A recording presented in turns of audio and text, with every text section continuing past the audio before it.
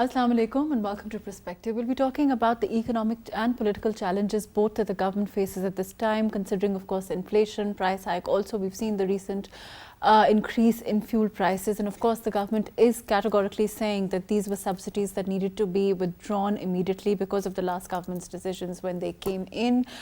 They were given unwisely, and the economy is suffering as a result. We are where we are because of the policies of the last government. All of those things, we'll be talking about that. We'll also be talking about the fact that what these recent changes will mean for the economy, because the government is also maintaining that for the country to have the right kind of footing, for there to be a balance as far as economy is concerned, for us to move forward, these hard decisions need to be made. All of that today on Perspective. We'll also be talking about as far as politics generally is concerned, as far as the opposition is concerned, as far as the National Assembly is concerned, the functioning of the National Assembly with the opposition at this time, as far as the PTI is concerned, refusing to come back to the assemblies, leaving the field bare. All of those things today on Perspective.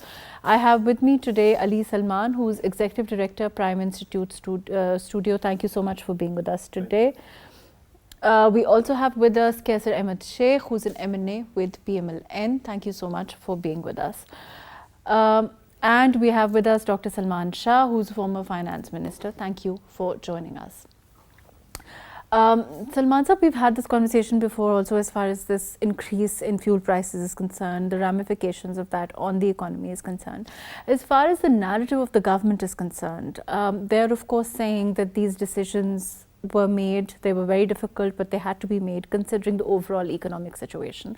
In terms of moving forward, now that they have been taken, in terms of their effect on people, in terms of the inflation, in the next couple of months, you feel that the prices will rise, because we are seeing commodity prices overall, as far as, of course, the trickle-down effect of this increase is now being faced by people at this time. And it's coming down as we speak, in the next couple of months. How do you see it?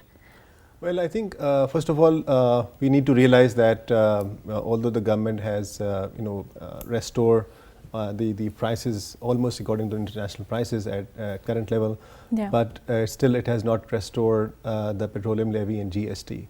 Okay. So to be realistic, we should expect a further hike in the petroleum prices. Okay.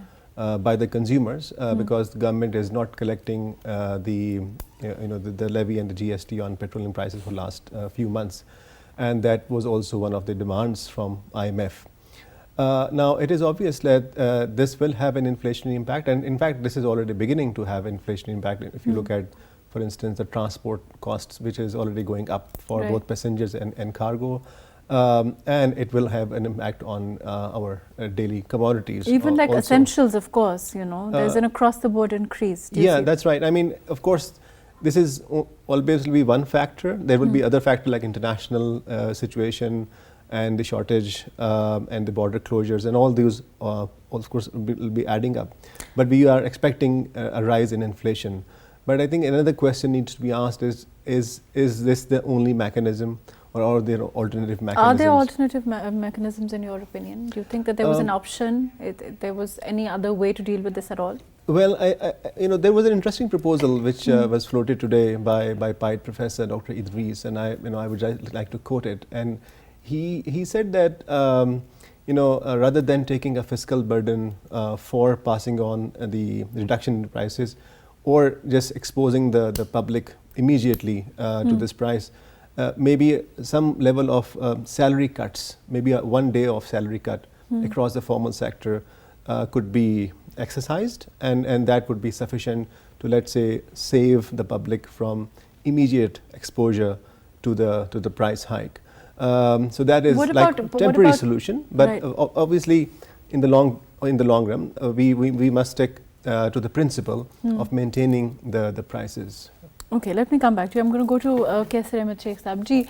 Kaisar Saab, do you think that measures we've had today, we've also had the Prime Minister say that, as far as fuel that is allowed, as far as ministers who are allowed fuel, that's going to be, they're going to be paying for that with their own pocket, all of those things. some of the measures that I hope you've been hearing Ali Salman Saab also, do you think these measures will really make a difference at all, or do you think these are, mere optics, these are cosmetic measures, and we have to make these decisions for the economy, whether we do it now? And we've seen, because one of the criticisms that's coming from the PMLN is that these were measures that should have been taken by the last government, and they didn't do it because of the political cost of them, all of those things. Delaying them, of course, will mean more political cost now for this government, right? Yes, you see, it is very clear that present budget deficit of this year, 21-22, is estimated to 5,600 billion rupees. And IMF is emphasizing that this next year deficit should not be more than 3,000 billion. Now we have either to impose taxes. Now those taxes can be a direct taxes or indirect taxes. You see, this hike in petroleum prices is not enough. We should be ready, prepared for much more taxation and much more difficulties the public will face next year. Things are like that, but I understand that if we have to go to the program of IMF, we would have to accept their conditions. But why we reached this situation? Why we have only 10 billion reserves and India has 600 billion reserves? These are the consistent policies of our government, various governments, not only one government, and still we have to do a lot. We would have to face realities. We would have to find out some solution to have to mitigate the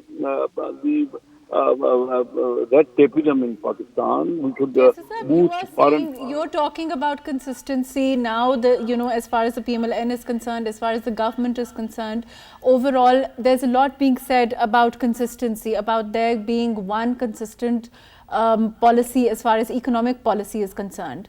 Of course, this was an argument that was heard earlier on also, and then there was a categorical refusal. Do you think that this is, as far as the political cost is concerned, as far as playing politics on these issues is concerned, will that ever stop? Because, the other side of the argument is that each government, and I'm sure Salman Saab has said this before, and he will probably say this today again, I will go to him, that each government has the right to have their own economic policy, whatever that may be. So, again, we're grappling with that same argument about consistency, about having consistent policies. If we are going to go to IMF again and again, isn't it better to have a consistent policy regardless of a government, whichever government comes in? But you see, you are right. We should have a charter of economy. This has been advocated when Mr. Shahbaz Sharif was leader of opposition at that time. And even today, he has extended his hand to all political parties. It should be, I think there should need a consensus, not only, this is the juncture, this is a very crucial moment for Pakistan economy. We should not only get together by the political parties, we should also have other institutions who have their stakes here in Pakistan. You see, it is a huge thinking about it. It should be a think tank. It should not be handled by one political party or one finance minister. It should be handled collectively, because this is a matter. There should be are you suggesting that there should be a body that should regulate economy? There should be a board. There should be a committee. How will it work then? It is very simple. You see, this all the political parties and other institutions should realize the gravity of situation. We are not even, I think the political parties are not really emphasizing what are the problems, the main problems of Pakistan. This is not created today. In one day, it is not created. Since many decades, we have been spending more. We have our budget deficits. We had our current account deficits, and we have been only emphasizing on loans. So this strategy cannot prevail. So this is the moment when all of us should get together and think about Pakistan, Let me come how back to to you. save its economy, how to boost it. There is great potential in Pakistan. We have been doing whatever. Why even foreigners are not at this rate of 200 rupees a dollar?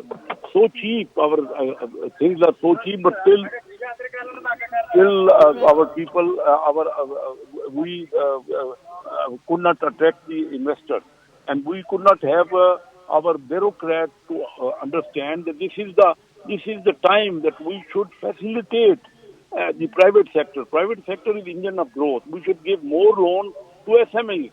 So this is a permanent solution should be there. Temporarily, you can get loans from IMF. Maybe you can have a 1 year or 6 months, you can prevail. But still, our front account deficit will be accumulating, and there will always be more and more problems. And this is the Yes, Sahib, I'll just definitely come all back to you. parties Let me should let me understand. include Dr. Salman Shah. Salman Shah, we've as far as you're concerned, I think we've had this conversation before where you've always said that as far as if I'm not wrong, every government has the right to have their own economic policy. Do you think that as far as the situation at this time is concerned, if it was any other political party, you've also said that the IMF program needs to be completed regardless of which government there is. Would there be a significant change in policy in your opinion as an economist? You have so much experience. Considering where we are, how much room do you think there is for any government at this time, for maneuverability, really? Well, I think the flexibility has disappeared more or less. We have to get the IMF program going because that signal is very crucial for the markets. Because, as you know, in our previous program, we also talked about this that our political risk is really very high, and that risk has to be brought down. And that risk started escalating around February when this whole business of regime change started, and it hasn't really been addressed yet. And if you look at the credit swap spread, it is still at an all-time high. So we have to get the IMF on board. We have to signal to the world that yes, Pakistan is a viable, sustainable country, and it is committed to an IMF program, and it is a very rigorous IMF program. I mean, it's not just raising of prices which form part of this program, but there are lots of issues regarding structural reforms and what we have to do over there regarding privatization, etc., etc. So basically, the IMF program at this stage becomes your roadmap. Okay. The second part of this whole exercise is that once you have some stability, we have to address the issue that why do we get into this situation again and again. And the number one Achilles heel of Pakistan economy is our power sector Okay. and the energy sector. Especially the power sector, which is embedded in the energy sector.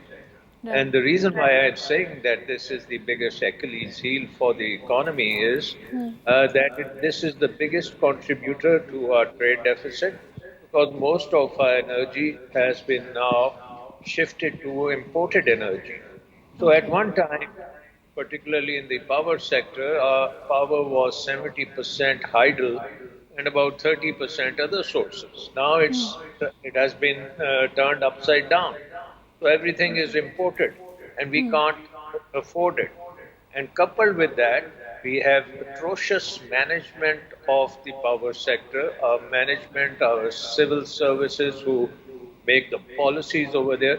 Even today, if you look at the Prime Minister taking a meeting, I mean, it was ridiculous to say that load shedding should be curtailed to 2 hours when we know that if we do that, we need lots of dollars to import the fuel because most of the load shedding is because we don't have the fuel and the fuel is in dollars. So I think that energy sector, which is one of the Achilles heel, that has to be addressed where you have to indigenize it go to domestic energy, and that will take some time, and may go to alternate energy, and that you have to do very, very quickly.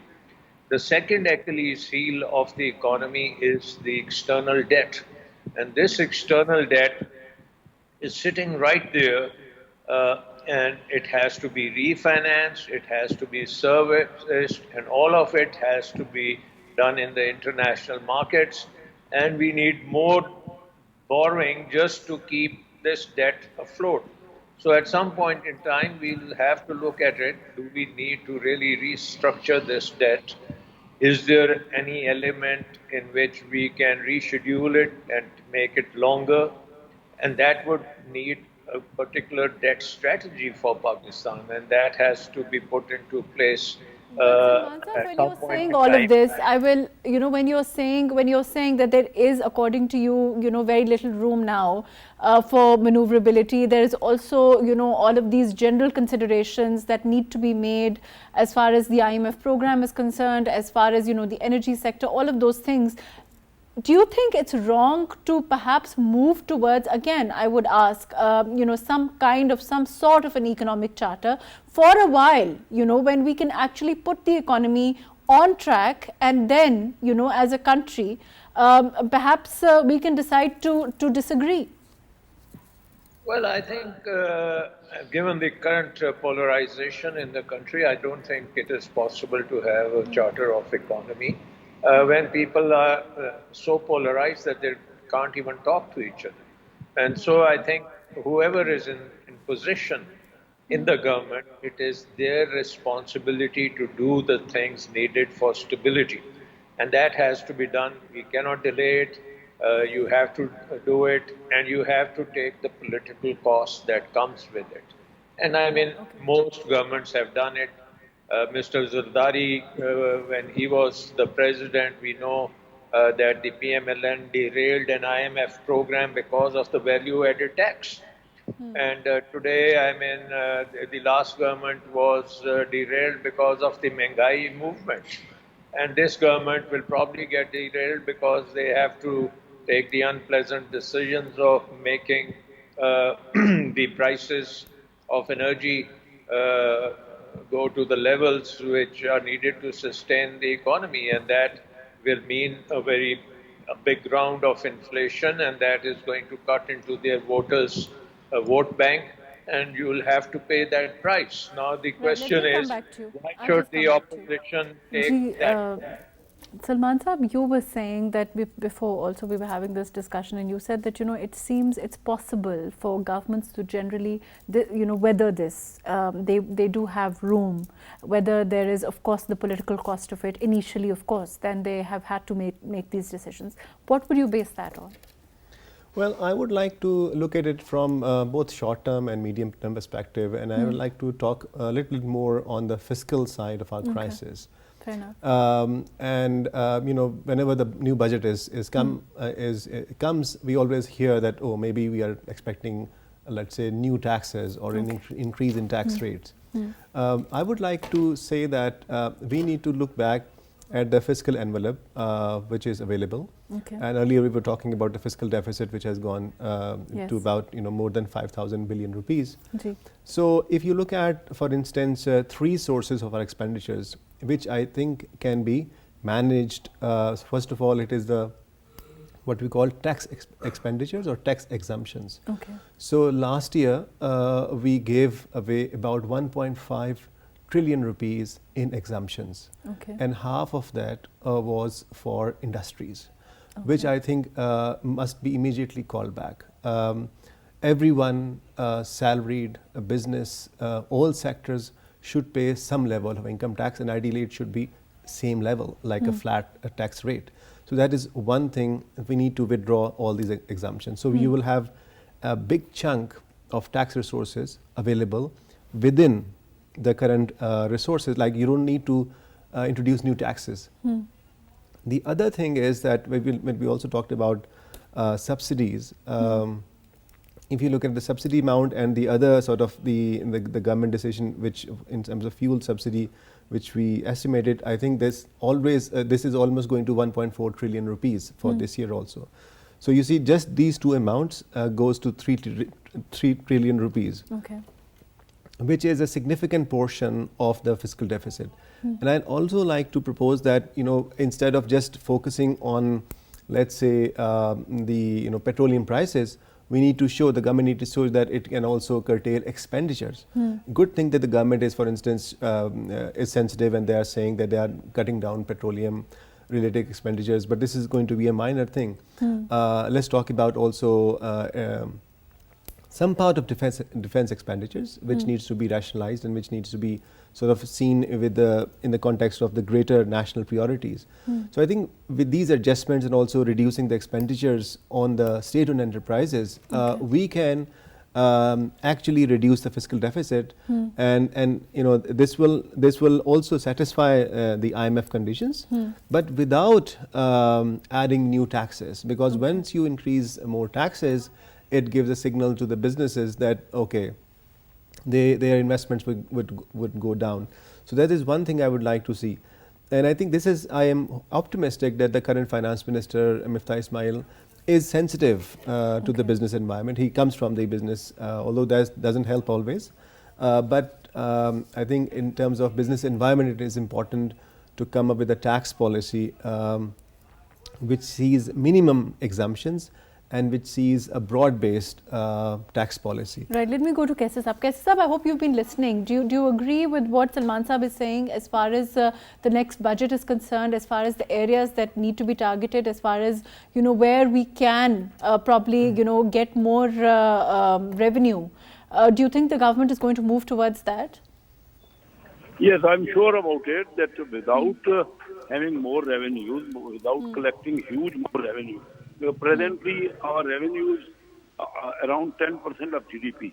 Only a few countries in the world have so less revenue as compared to their GDP. So our revenues, you see, particularly direct taxes, we have not collected properly the direct taxes. There's a huge gap.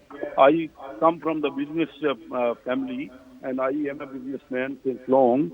But I feel that even businessmen who are earning more and more profit, and particularly in these 2 years, last 2 years in COVID, worldwide, business people have earned a lot of profit. We also in Pakistan earned huge profit because of the commodity price increase, because of the dollar increase in price with Pakistan rupee.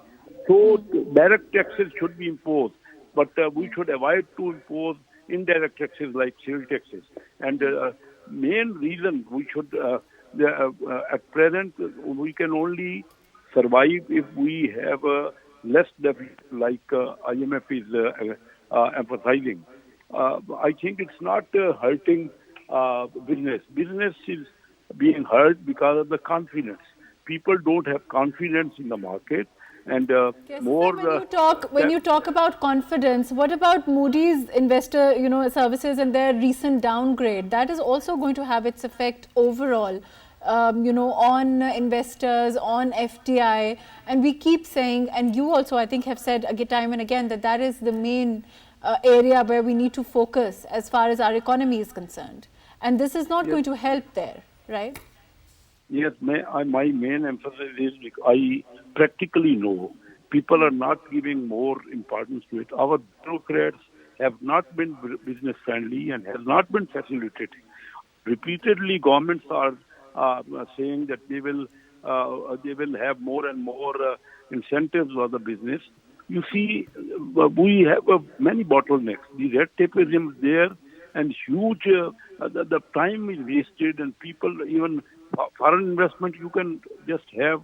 The example is there that last year only 1.5 billion direct foreign investment in our country we could attract. With all this devaluation, you see, the IMF feels that if you devalue your currency, more and more direct foreign investment will be attracted, and export will be increased. But we could not achieve any of these things because of our bureaucratic aptitude. I have practical experience. When foreign investors come here, they face a lot of difficulties. There are bottlenecks. So all our governments, I don't know why. This must be given more emphasis. Otherwise, You're saying that this is a recurring issue with every government, and we haven't been able to somehow deal with it properly. Whether you call it, bureaucratic hurdles, or you call it, whatever. And let me go to Salman Shah Sahab. I'm going to go exactly with this. Ji, Salman Shah Sahab, overall, as far as the attracting FDI is concerned, investor confidence is concerned, having, even the last government tried, as I understand, but why, according to the statistics that Kaisa Saab is giving, were we not able to garner that kind of FDI earlier on also? It's a recurring problem, the bureaucratic hurdles, all of those things. Why have we successively not been able to do it? And for last 2 years, because of the disruption. Sorry, are you asking me or? Gigi, I'm asking you. So because of COVID, I think travel has been disrupted considerably, and it had a very major impact on foreign investment. So I think that is one reason why investment is not higher than what it is. And of course, there are other reasons, and bureaucratic hurdles are legendary, and those need to be corrected. But let me just say a few things which Ali was talking about. Number one, in this particular case, the IMF program is insisting on a surplus, primary surplus, which basically means that your expenditures have to be balanced with your revenues. And a surplus means that your revenue has to be greater than your expenditures, other than your debt servicing. So basically, what we need to focus on is not just the revenue side, we have to focus on the expenditure side. And I think that we need to make the government smaller. We are spending too much money through the bureaucracy, and that has minimum impact on the economy. And this is a good time to slash that. I would say slash even the PSDP, slash the other entitlements where you can, and let the private sector pick up the slack. And the private sector, whether they get into infrastructure financing or development spending, you have to make way for them to do it. And over there, then you will also open it up for foreign investment to come in. So you have to do this structural change. I think our reliance on spending, and not getting any return has put us in this hole. And now if we need to get out of this hole, at least stop the spending before you start taxing people. When you start to tax people, I think the efficiency of those people go down, the incentives go down, and the economy will not remain competitive. They go non-competitive, and you can then expect also quite a few defaults happening, and the companies will go under. So I think we have to be very careful when we talk about taxes. Particularly, Pakistan is traditionally a country where people are not very supportive of the tax authorities. There is a lot of problems, administrative issues in taxes, and those things have not been sorted out by successive governments. And I think the way forward is not through government spending, but through promoting the private sector, and let the private sector step in where the government can step out. Right. So smaller government, lesser expenditures, and even lesser revenue. As long as we have a primary surplus, that's where we should be focusing on. Right. Ali Salman Sahab, overall, do you agree with this? I mean, as far as expenditure is concerned, as far as smaller government is concerned, as far as curtailing, I think the government is already trying to make a move towards those things, not just spending of it. But do you agree as far as tax is also concerned, because we are going to be, like you said, as far as, the new budget is concerned, we are going to be looking at some heavy taxation, in your opinion? Yeah, I mean, that is always feared, but I think I entirely agree with Salman Shah Sahab here, and this is what also our think tank Prime has been advocating for a number of years, that we need to move to a smaller government, smaller government which is efficient. Small government can also deliver better governance. if we look at, for instance, how we are spending our hard tax money on the energy inefficiencies, we spend about 1.5 trillion rupees on energy losses in last few years. We are spending about 600 to 800 billion rupees every year on sustaining the loss-making SOEs. We need a good federal government and more efficient federal government. So I'm not saying that we need to perhaps reduce that expenditures on running the government. Then what expenditure? But there are expenditures on the PIAs and steel mills, and there are about 400 of them. Not the and that is argument, sort of, as far as privatization of like PIA, for example, that you've mentioned, or steel and all of those things, there has been some debate on that also. But it doesn't seem to have translated into anything. Do you think that will make a difference at all? Well, because we have never done privatization since 2005. Pakistan started privatization in 1991, and it had a long and consistent program of privatization for about 15 years, until it was stopped by a very unfortunate decision by the then Supreme Court in 2005, when it reversed the privatization of steel mill. Yes. And since then, we have done no privatization. We have talked about it, and we have created problems around the bureaucracy just to resist that. But we have not done it. And I think that this crisis which we are facing, we are in middle of a serious acute economic crisis. And economic crises are great opportunities. They must not be missed, because these are the moments in time when people are ready to face these hard decisions. For instance, we could not, still have not taken the decision of laying off 15,000 employees which are on the payroll of Pakistan Steel Mill, which is closed and not working for last 8 years. But each year, each month, we pay them salaries. Of course, there's a political cost to it, and I wonder if the coalition in which People's Party is also there, the government is able to take that decision. But this is the time that we take the decision and minimize the white elephants which we sustain each year. Let me come back to you. Kaisi sir, as far as political cost is concerned, certainly that is a factor. But in terms of you are yourself advocating economic charter, all of those things, do you think that the government at this time, we're talking about a smaller government, we're talking about also curtailing expenditures, we're also talking about the fact that we need to lay off these people, we need to do something about these white elephants, all of those things. Do you think that the kind of political climate of today, where there are, it's an amalgamation of different political parties, and by the way, even the last government had its allies to please, and we saw the kind of struggle that they went through with trying to placate them at times, trying to make sure that they followed through on promises that were made, all of those things, ministries, all of those things, portfolios across the board. Do you think the government of today has that kind of clout, in the sense that it has that kind of power, considering that they are also an amalgamation of different political parties, to do these kind of, to take these kind of hard decisions? While I agree with both these gentlemen that our government should be small government, and I of course agree that more taxation should be there.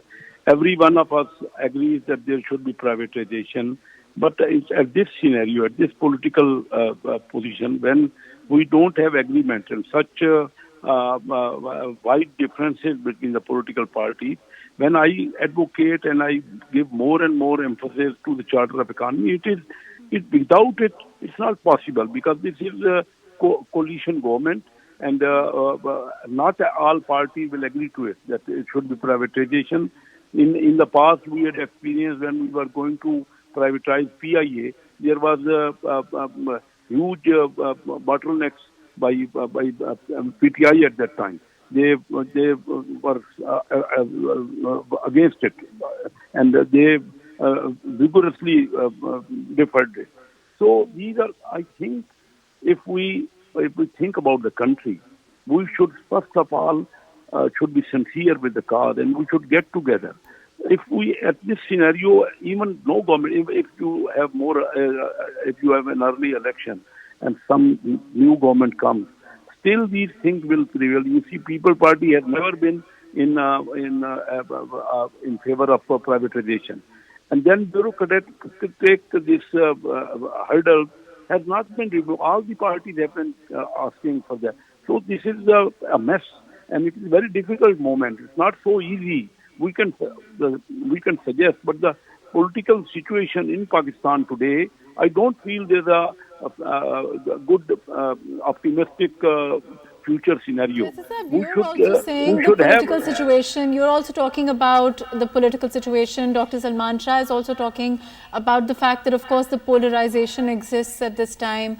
It's not a great climate for there to be agreement between political parties, for there to be an economic, political, democratic charter also, all of those things.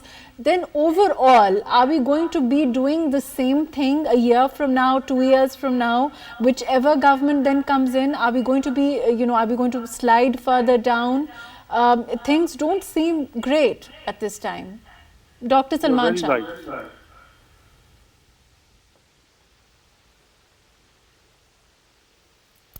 I'm sorry, I can't hear you. Dr. Sab, I think you're probably muted.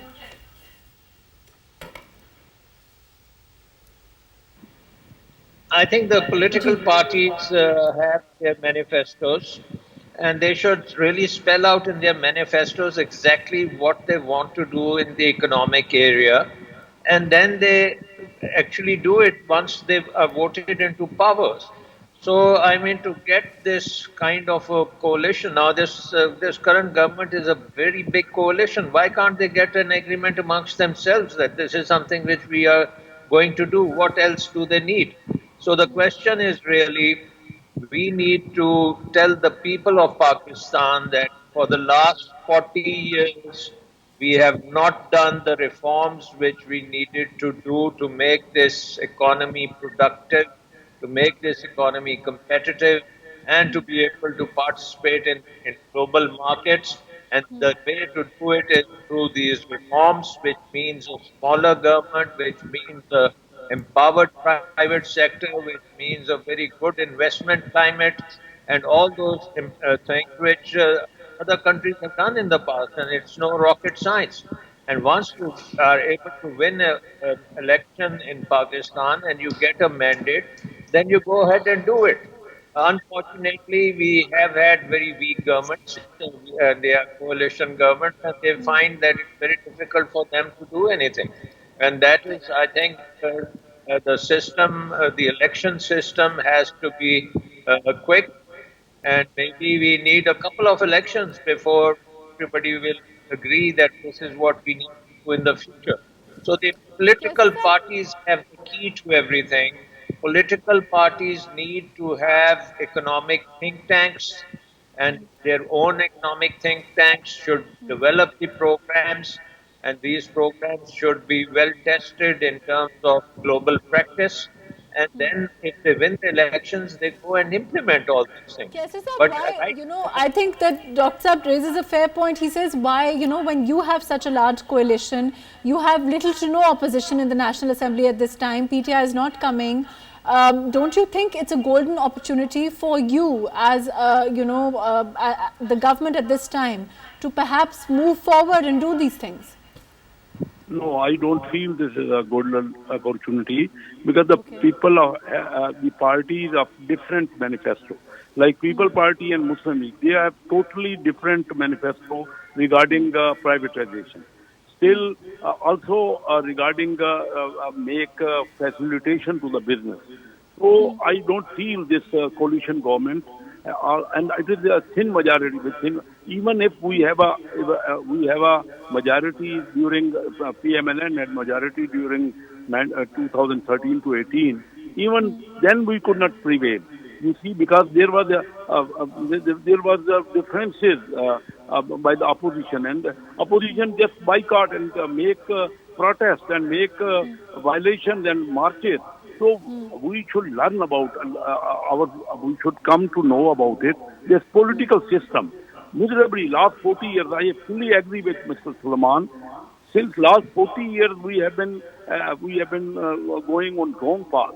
we did not follow, although we understand about it, but we never implemented this right position. And now we are in a mess, in a very, very difficult position.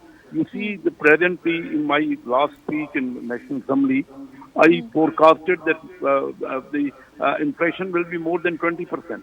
And now even people are expecting more than that. So with this kind of inflation, with this kind of high rate of interest, how can our economy develop and prevail? We would have only to get more and more loans and to go to different, only to extend our hand to our friendly countries or to IMF. So this is not the solution. We should have definitely a consensus, and all political parties, all sincere people of Pakistan should understand that since last 40 years we could not prevail in our policies. Various governments came. It was either military government or our civilian governments came, but we could not implement what should be needed. But our neighbors implemented. You see, right, let me come back to you, Ji. Ali Salman Sahab, I think you've been wanting to say something. Just on this point of the differences of political parties and coalition politics, and obviously I think this is very clear that even when the next election are held this year or next year, we will still have the same issue. We are not going to have one party with clear majority. And we should accept that as part of the democratic process. Now, instead of talking about the differences or consensus across the political programs of these very different political parties, I would like to draw the attention to our constitution. Okay. Right? So, in a few weeks back, I wrote an article in which I mentioned that our constitution provides some very important principles of sound economic management, which are part of the constitution, and so there is no question of let's say not complying. So if you if you do look at, for instance, the Fiscal Responsibility Act, which was passed in 2005, or our current State Bank Autonomy Act, which was passed last year. And there was an Economic Reform Act which was passed in 1991. If you look at these constitutional processes, this is very much embedded, and I think all parties should look at these constitutional provisions and should make sure that this is complied with. Now, within those provisions, within those constitutional points, different parties can still have variations in programs, which is absolutely fine. For instance, which is their own purview, and PTI can come and say that we want to spend more money on SARS, which is very legitimate, while PMLN would say we want to spend more money on infrastructure, and People's Party would say we want to increase salaries for government employees each year. So that's legitimate as long as the constitutional limitations are observed. And Kaisa Sahab, do you think that that's what Ali Salman Sahab is saying? I think he raises a fair point. Do you think that there's possibility of that? Because of course it's within the constitution. It also gives a certain room for individual policies for each government to take. Why not go down that road? You are very right. You see, in other democratic countries, there are elections. Of course, different parties have different manifestos. But when one party gets majority, the opposition doesn't hurdles to them, because the majority party has the right to implement their policies. So in our country, the main problem is that even the majority, we had a majority from 2013 to 18. I had been a chairman of Finance Committee at that time. I know Mr. Asad Umar and all members of PTI. They were not even allowing the majority party to, although constitutionally we could implement our policy, but they were by force, by marching, by protesting. So if our opposition continues like this, which they are doing now, then there cannot be any development in Pakistan. If you don't allow the mandate, because no one is even accepting the mandate. So the fair election should be there.